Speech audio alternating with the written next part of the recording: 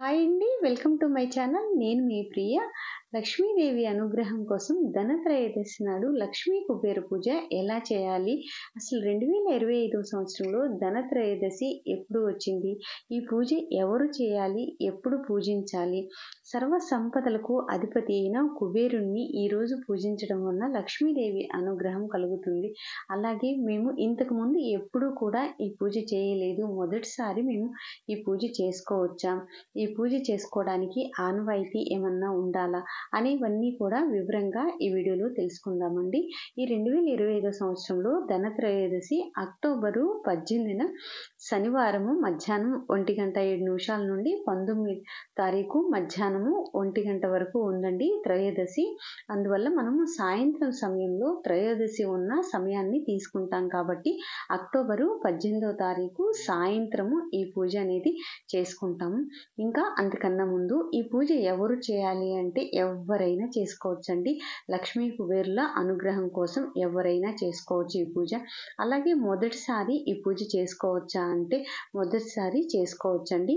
కలశం పెట్టైనా పూజించవచ్చు, లేదా కలశం లేకుండా కూడా పూజించుకోవచ్చు.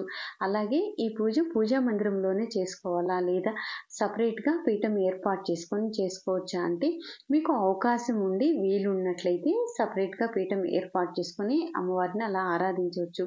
లేదా మాకు అంత ప్లేస్ లేదండి, మేము అంత టైం కూడా మాకు కుదరదు, మాకు ఉద్యోగరీత్యా కానీ ఇలా అనుకున్న వాళ్ళు అమ్మవారిని మన పూజా మందిరంలోనే ఇలా ధనత్రయోదశి నాడు లక్ష్మీ కుబేర పూజ అనేది చేసుకోవచ్చు. ఈ పూజ స్టార్ట్ చేసే ముందు మనం మెయిన్ డోరు బయట మనం యమదీపం వెలిగించాలండి. ఈ యమదీపం వెలిగించిన తర్వాత మనం పూజా మందిరంలో ఈ పూజ అనేది స్టార్ట్ చేసుకోవాలి. మా దగ్గర కుబేరుని ఫోటో లేదండి, మేము ఇలా పూజించాలి, లక్ష్మీదేవి ఫోటో మాత్రమే ఉంది అనుకునే వాళ్ళకి కూడా నేను ఈ వీడియోలో వివరంగా చెప్తానండి. వీడియో కొంచెం లెంత్ అనిపిస్తే ఫాస్ట్ ఫార్వర్డ్లో పెట్టుకొని చూడండి. అలాగే నేను ఇక్కడ మాత్రం పూజా మందిరంలో చూపిస్తున్నానండి, మీరు సపరేట్గా పీఠం ఏర్పాటు చేసుకుని కూడా చేసుకోవచ్చు. ధనత్రయోదశి శనివారం వచ్చింది కాబట్టి ఆ రోజు శనివారం ఉదయాన్నే ఇల్లంతా శుభ్రపరచుకొని తలస్నానం చేసి మనం సాయంత్రం పూజ చేసుకుంటాం కదండి. మీరు సపరేట్గా పీఠం ఏర్పాటు చేసుకునే వాళ్ళు అయినట్లయితే ఆ ప్లేస్లో మనం ఎక్కడైతే ఏర్పాటు చేసుకుందాం అనుకుంటున్నామో అక్కడ ఆవు పేడతోటి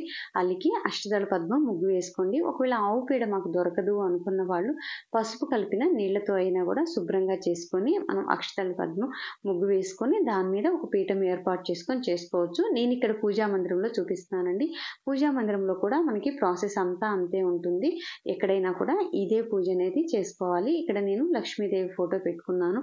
అలాగే లక్ష్మీ కుబేర్ల ప్రతిమ ఉంటే కూడా పెట్టుకున్నాను. మీ దగ్గర లక్ష్మీ కుబేర్ల ఇలా ప్రతిమ కుబేరుని ఫోటో లేదండి, మా దగ్గర ప్రతిమ కూడా లేదు, అలాంటప్పుడు ఒక కాయిన్ని మీరు ఇలా మనం బియ్యం తమలపాకు పెట్టి బియ్యం పోసి బియ్యం మీద కొంచెం పసుపు కుంకుమ వేసి దాని మీద మనం ఒక కాయిన్ అయినా కూడా కుబేరులాగా మనం పూజించుకోవచ్చండి. అలాగే పూజలో మనం పూజా మందిరంలో చేసుకుంటున్నట్లయితే గణపతి విగ్రహం అనేది మన పూజా మందిరంలో ఉంటుంది కదండి, ఫోటో అయినా.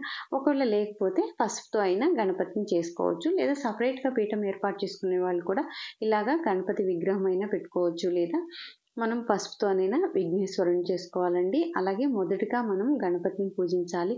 మనం చేసే ఈ పూజ అనేది ఎటువంటి ఆటంకాలు లేకుండా పూర్తవ్వాలని చెప్పేసి మనం స్వామివారిని పూజించాలి. అలాగే కుబేరునికి ఆకుపచ్చ రంగు అంటే ఇష్టం కాబట్టి నేను ఇక్కడ ఆకుపచ్చ రంగు, మనం ఇంతకు ముందు కలిసి మీదకి వాడిన క్లాత్లు బ్లౌజ్ పీసెస్ ఏమన్నా ఉంటే అలా వేసుకోవచ్చండి. అలా వేసుకొని ఇది కుబేరుని ముగ్గు అంటారండి. ఈ కుబేరు ముగ్గు ఎలా వేసుకోవాలి అనేది కూడా నేను ఇంతకు ముందు మన ఛానల్లో షార్ట్ వీడియో ఉంటుందండి, డిస్క్రిప్షన్లో లింక్ ఇస్తాను, ఒకసారి చూడండి. చూడని వాళ్ళు ఉంటే డీటెయిల్డ్గా ఉంటుందన్నమాట. ఇలా మనం ఈ గ్రీన్ కలర్ క్లాత్ అనేది ఒక బ్లౌజ్ పీస్ పరుచుకొని దాని మీద మనం ఇలా కుబేరు ముగ్గు వేసుకోవాలండి పూజా మందిరంలోనే. అలాగే ఈ ఇంటి ముందు కానీ గుమ్మం ముందు అలా వేసుకోకూడదండి. ఈ కుబేరు ముగ్గు తొక్కే ప్లేస్లో మాత్రం ఎప్పుడు వేసుకోకూడదు అనమాట. నేను ఇక్కడ పూజా మందిరంలో వేస్తున్నాను అనమాట.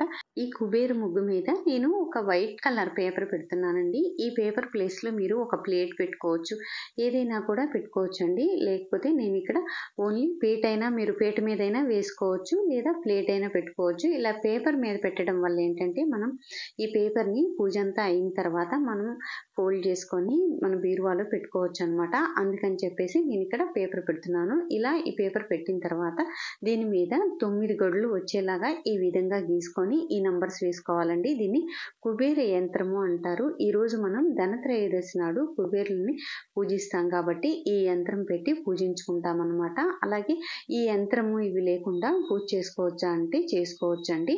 కాకపోతే మనం ఎలాగో పూజ చేసుకుంటున్నాం కాబట్టి ఈ యంత్రం అనేది పెట్టుకుంటే మంచిదన్నమాట.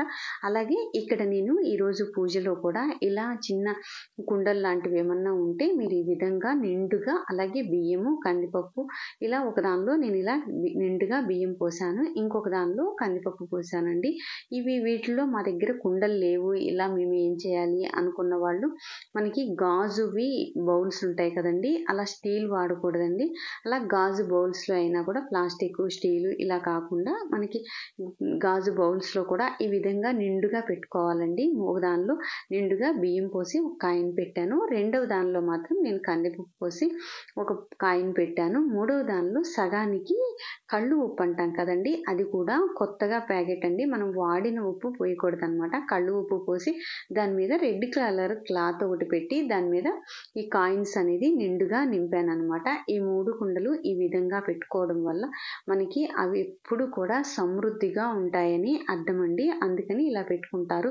ఒకవేళ ఈ కుండలు ఉంటే ఇలా పెట్టుకోండి, ఒకవేళ లేవండి మా ఇంట్లో మేము ఎలా అంటే నేను చెప్పినట్లు ఇలా గాజు వాటిలో మాత్రం బౌల్స్ ఉంటాయి కదండి, వాటి నిండుగా మీరు ఆ విధంగా పెట్టుకొని బియ్యము, కందిపప్పు ఈ విధంగా కళ్ళుప్పు ఇలా పెట్టుకొని దాని మీద క్లాత్ పెట్టుకొని దాని నిండుగా ఇలా కాయిన్స్ వేసుకొని ఈ విధంగా పెట్టుకోవచ్చు అనమాట. ఇలా అమ్మవారి పక్కన ఇలా పెట్టుకోవడం వల్ల అమ్మవారు అవి మనకి సమృద్ధిగా ఇస్తుందని అర్థమండి. అలాగే అమ్మవారి దగ్గర మనం నిండుగా పసుపు, కుంకుమ, బరిలు పెట్టుకోవాలి. కొత్తవే పెట్టుకోవాలండి, ఇంతకు ముందున్నవి కాకుండా కొత్తగా అలాగే నిండుగా కూడా పెట్టుకోవాలి. నేను ఇక్కడ మొదటిగా విఘ్నేశ్వరుని పూజిస్తున్నానండి. విఘ్నేశ్వరుని షోడశోపచార పూజ చేసుకోవాలి. ముందుగా మనకి ఒకవేళ మాకు షోడశోపచార పూజ ఇవన్నీ ఏమి రావు అంటే పుష్పాలు ఇలా పెట్టుకొని అందంగా అక్షంతలతోటి ఓం గం గణపతియే నమః అని ఒక 16 సార్లు ఈ విధంగా అనుకొని విఘ్నేశ్వరునికి బెల్లం ముక్క నైవేద్యంగా సమర్పించి హారతి ఇవ్వండి.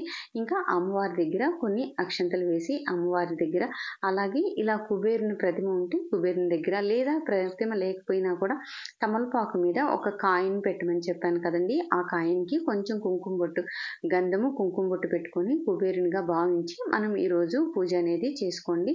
అలాగే కుబేరుని దగ్గర, అమ్మవారి దగ్గర అక్షంతలు వేసి నమస్కారం చేసుకొని షోడశోపచార పూజ చేసుకొని, అలాగే అమ్మవారికి లక్ష్మీదేవి అనుగ్రహం కోసం మనం ఈరోజు లక్ష్మీ అష్టోత్తరం చదువుకుంటూ కుంకుమతోటి అమ్మవారిని ఇలా, ఒకవేళ ప్లేట్ ఉంటే ప్లేట్లో అయినా చేసుకోవచ్చు, ఒకవేళ ప్లేట్ కాకపోయినా ఒక తమలపాకు ఉంచి ఆ తమలపాకు మీద మనం అష్టోత్తరం చదువుకుంటూ ఈ విధంగా కుంకుమ పూజ చేసుకోండి. ఇంకా పూజలో మనం అమ్మవారిని పూజిస్తున్నాం కాబట్టి లక్ష్మీనారాయణ ఫోటో ఉన్నా పెట్టుకోవచ్చు, లేదా వెంకటేశ్వర స్వామి ఫోటో ఉన్నా కూడా ఈ విధంగా పెట్టుకోవచ్చండి. ఇద్దరిని కలిపి పెట్టుకోండి.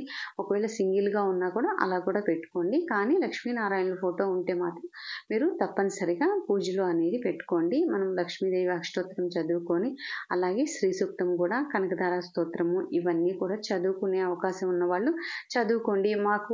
మేము చదవలేమండి అని అనుకున్న వాళ్ళు మీరు ఫోన్లో పెట్టుకుంటూ కూడా కుంకుమ పూజ చేసుకోవచ్చు.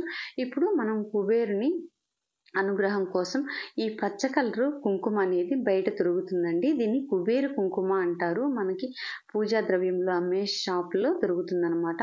ఈ పూజా స్టోర్స్లో ఎక్కడైనా కూడా మీరు కుబేర కుంకుమ అంటే ఇస్తారు. అది గ్రీన్ కలర్లో ఉంటుంది. ఇలా తమలపాకు పెట్టి దాని మీద మనం కుబేరుని అష్టోత్తరం కూడా మనం ఫోన్లో, మనకి యాప్ల్లో కూడా ఉంటుందండి. మనం ఫోన్లో సెర్చ్ చేసినా కూడా కుబేర అష్టోత్తరం ఉంటుంది. ఈ విధంగా చదువుకుంటూ మీరు ఆ కుంకుమతోటి పూజ చేయాలి. అలాగే ఇక్కడ నేను ఇందాక కుబేర యంత్రం అనేది మనం వేసుకున్నాం కదండి, ఈ కుబేర యంత్రం మీద మనం రెడ్ కలర్ అక్షంతలు కొంచెం వేసుకొని ప్రతి గడి మీద కూడా ఈ విధంగా ఇందాక నేను చెప్పిన నంబర్సే వేసుకొని, అవి ఒక ఆర్డర్లో అంటూ ఉండవండి. ఈ కుబేర యంత్రము ఈ విధంగా పెట్టుకుంటే చాలా మంచిదన్నమాట. ఎందుకంటే ఇది తీసి మళ్ళీ మనం బీరువాలో పెట్టుకోవచ్చు. అలాగే ఈ రెడ్ కలరు కుంకుమతోటి గీసానండి నేను ఇక్కడ. ఇదంతా ఈ నంబర్స్ అవన్నీ కూడా దాని మీద ఎర్రని పువ్వులతోటి ప్రతి గడిలోనూ ఒక్కొక్క కాయిన్ పెట్టుకోండి. అలాగే ప్రతి గడిలోనూ కూడా మనం ఒక గులాబీ కలరు లేకపోతే మందార పూలైన ఎరుపు రంగు పుష్పాలు ఉంచండి. అలాగే మీరు మొదటిగా ఎరుపు రంగు అక్షంతలతోటి ఈ గళ్ళలో పూజించండి. తర్వాత పసుపు రంగు అక్షంతలతోటి పూజించండి. ఈ పూజ చేసేటప్పుడు కూడా మనం కుబేరుని ఓం కుబేరాయ స్వాహ అనుకుంటూ మనం చదువుకుంటూ ఈ యంత్రం మీద ఇలా పూజించుకోవాలండి అక్షంతలతోటి ఈ విధంగా. అలాగే కుబేరుని కూడా ఇలా గ్రీన్ కలర్ కుంకుమతోటి పూజించుకోవాలి. నేను చెప్పాను కదండి, లక్ష్మీనారాయణ ఫోటో పెట్టుకోవడం మాత్రం చాలా ఉంటే మాత్రం తప్పకుండా పెట్టుకోండి. లక్ష్మీదేవి ఫోటో ఒక్కటే కాదండి, స్వామివారితో సహా అమ్మవారిని పూజిస్తే అమ్మవారి అనుగ్రహం అనేది మనకి త్వరగా కలుగుతుంది. నేను ఇక్కడ అందరూ కూడా సులువుగా ధనత్రయోదశి నాడు అమ్మవారిని ఎలా పూజించాలి, లక్ష్మీ కుబేరుల్ని ఎలా పూజించాలి, అలాగే కుబేరుని ఫోటో లేని వాళ్ళని కూడా ఎలా పూజించుకోవచ్చు అనేది ఈ వీడియోలో చూపించానండి. ఒక కాయిన్ పెట్టుకొని కూడా కుబేరులాగా పూజించుకోవచ్చు. అలాగే ఈ కుండలు ఇలా లేనప్పుడు కూడా మనం గాజు బౌల్స్లో కూడా పెట్టుకోవచ్చు. ఇంకా నైవేద్యం వస్తే అమ్మవారికి పాయసం నైవేద్యంగా సమర్పించండి. ఈ పాయస అన్నం అంటే అమ్మవారికి ఇష్టం అన్నమాట. పాయస అన్నము ఎలా చేయాలి అనేది కూడా నేను ఒక షార్ట్ అనేది మన ఛానల్లో వీడియో ఉందండి, ఒకసారి డిస్క్రిప్షన్లో ఆ వీడియో కూడా లింక్ ఇస్తాను, ఒకసారి చెక్ చేయండి. అమ్మవారికి ఇష్టమైన పాయసము ఎలా చేయాలనేది ఆ వీడియో ఉందన్నమాట. ఈ విధంగా పూజ చేసుకున్న తర్వాత మనం అమ్మవారికి తాంబూలం సమర్పించాలి. ఇంకా అమ్మవారికి నైవేద్యం సమర్పిస్తున్నానండి. ఇక్కడ పాయసాన్నం పెడుతున్నాను అనమాట. అమ్మవారికి ఈ ధనత్రయోదశి నాడు మాత్రం తప్పకుండా పాయసాన్ని నివేదించండి. ఇంకా మీకు వీలైతే కొబ్బరికాయను కూడా నివేదించండి. ఇంకా ఏమన్నా పళ్ళు ఇలా ఉన్నా కూడా అమ్మవారికి అవన్నీ కూడా నైవేద్యంగా సమర్పించవచ్చు. తర్వాత మనం హారతి ఇచ్చి అమ్మవారికి పాదాల దగ్గర, అలాగే కుబేరుని పాదాల దగ్గర కూడా మనం కొంచెం అక్షంతలు అనేది వేసి నమస్కారం చేసుకోవాలండి. ఇంకా ఈరోజు ధనత్రయోదశి నాడు మనం ఈ పూజ చేసుకున్నాం కదండి, ఈ పూజా మందిరంలో చేసుకున్నాం కదా, ఈ 3 రోజులు అలాగే నెక్స్ట్ డే నరక చతుర్దశి, దీపావళి రోజు 3 రోజులు కూడా మీరు ఇదే విధంగా ఉంచుకొని పూజ చేసుకోవచ్చు. లేదా మాకు కుదరదండి అనుకున్న వాళ్ళు మామూలుగా పూజ అయినా చేసుకోవచ్చండి. ఒక్కరోజు చేసుకోవచ్చు, లేదా దీపావళి రోజు కూడా చేసుకోవచ్చు అనమాట. ఈ 3 రోజులు పూజా మందిరంలో అయితే 3 రోజులు అలాగే ఉంచి మీరు పూజ చేసుకోవచ్చు. సపరేట్గా పీఠం ఏర్పాటు చేసుకున్న వాళ్ళు కూడా ఈ 3 రోజులు ఈ పీఠం అలాగే ఉంచుకొని, మనకి వీలైనప్పుడే కదండి సపరేట్గా పీఠం ఏర్పాటు చేసుకునేది, ఈ 3 రోజులు కూడా అదే విధంగా అలాగే ఉంచి ఉదయము సాయంత్రము దీపారాధన చేసుకొని అమ్మవారికి నైవేద్యం సమర్పించి పూజ చేసుకోవచ్చు అనమాట. చాలా ఈజీగా అందరూ చేసుకునే విధంగా నేను ఈ పూజా విధానం అనేది చూపించానండి. ధనత్రయోదశి నాడు అమ్మవారిని ఈ విధంగా పూజించడం వలన లక్ష్మీ కుబేరుల అనుగ్రహం మన మీద కలుగుతుంది. నెక్స్ట్ వీడియోస్లో దీపావళి రోజు అమ్మవారిని ఎలా పూజించాలి, దీపావళి పూజా విధానము, అలాగే ఈ ధనత్రయోదశి నాడు యమదీపము పెడతాం కదండి, ఆ యమదీపం ఎలా పెట్టుకోవాలి అనేవి నేను నెక్స్ట్ వీడియోస్లో పోస్ట్ చేస్తాను. మీకు ఈ వీడియో నచ్చినట్లయితే ఒక్క లైక్ ఇవ్వండి. అలాగే మన ఛానల్ ఫస్ట్ టైం చూసేవాళ్ళు ఛానల్ని సబ్స్క్రైబ్ చేసుకోవడం మర్చిపోవద్దు. Thanks for watching.